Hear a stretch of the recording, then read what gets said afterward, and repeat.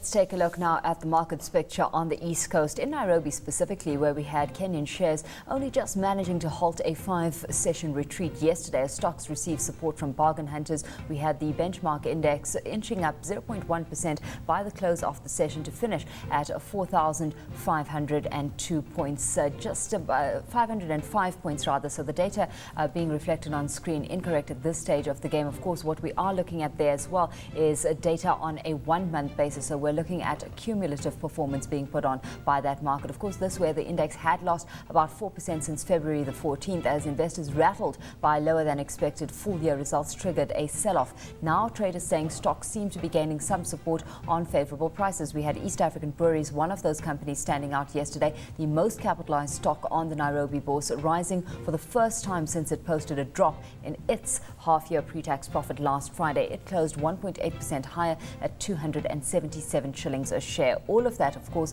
while the shilling held steady against the dollar in a pretty cautious market. Traders saying that they expect the local currency to remain range-bound ahead of the national elections on March the 4th. And we have the unit coming into this morning stable at 87.60. The shilling has weakened 1.6% against the dollar so far in 2013, with importers amassing dollars ahead of that tight election race in East Africa's biggest economy. Let's get straight into some analysis now. And joining us for that is Reginald Kadzutu, who's an independent analyst. Reginald, thanks so much for joining us this morning. While we're seeing some easing of the sell-off that the markets experienced over the past week, but still it seems a lot of caution in the air. What do you make of market sentiment right now?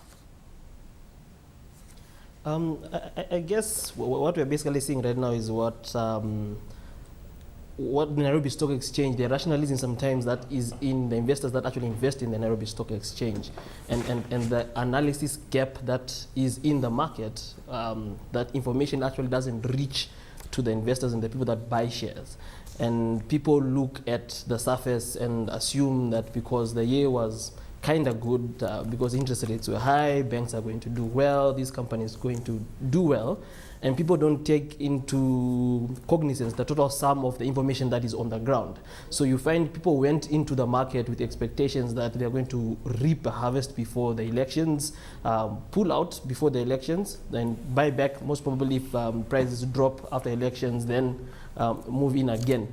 But that's the tricky bit of the Nairobi Stock Exchange. Information is not that abundant, and the quality sometimes is not good enough to make an informed decision. Absolutely. I mean, we've certainly seen how expectations have been shot with the releasing of the banking results so far. We've had the banking sector really coming under pressure, and as a result, as you say, of that expectation bar being set at a certain level and earnings coming in at another. To what extent has the banking earnings season been a disappointment for you? If you look at it, if you look throughout the year, banks don't create money to lend out money. They get money and lend it out. So as much as interest rates are high, their financing costs also become high.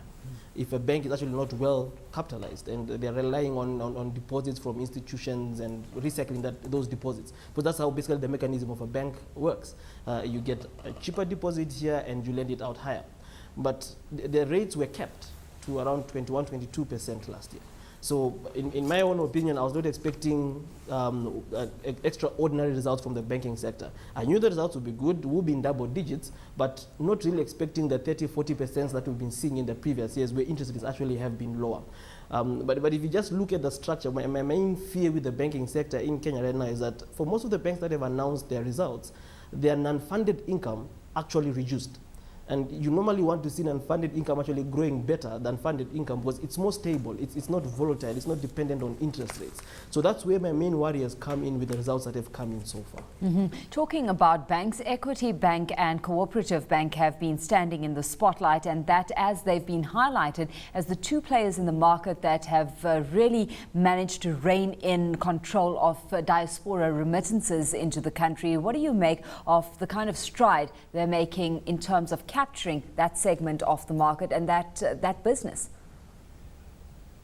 I guess it goes down to your customer base, your customer structure. I'll give you an example of, if you look at Equity and Cooperative Bank and you look at their type of clientele, and the huge chunk of their clientele, close to 80-90% of their clientele, are the people that actually receive this money from the diaspora.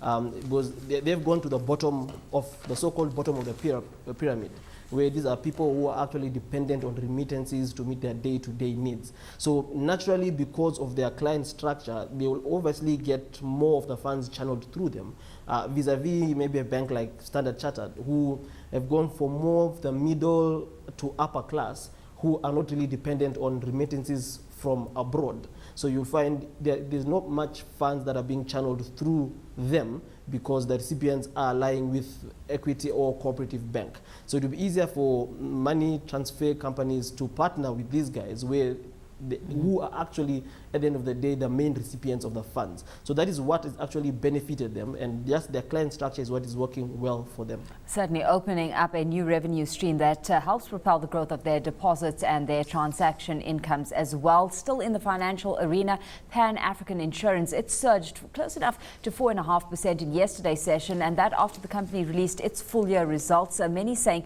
the surge can be attributed to that dividend declaration of 3 shillings, with investors looking to buy the stock before a book closure. Reginald, how much of an incentive has that dividend payout put on the table for you? I guess for guys who are hungry for income and trying to make sure that you reap as much as you can, because you don't know how the year is going to be, the economic fundamentals, the economy is basically built on very thin ice because of the debt and of the huge current account deficit. So any opportunity someone gets to get some return from it, was 3 shillings at a price of 57, it's a good dividend yield.